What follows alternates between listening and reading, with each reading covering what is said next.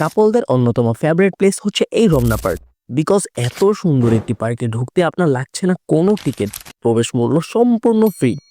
প্রশ্ন এবার কিভাবে যাবেন? ঢাকা শাহবাগ নামবেন, সেখান থেকে 2 থেকে 3 মিনিট লাগে হেঁটে আসতে।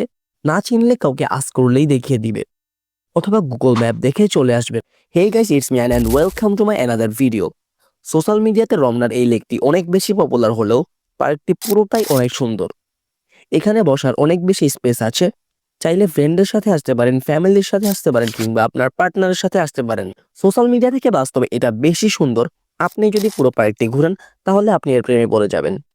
আপনার ফোনে ক্যামেরা ভালো না হলেও সমস্যা নেই, এখানে অনেক ক্যামেরাম্যান আছে যারা ফটোশুট করে থাকে। আপনি চাইলে তাদের থেকে ছবি তুলে নিতে পারেন।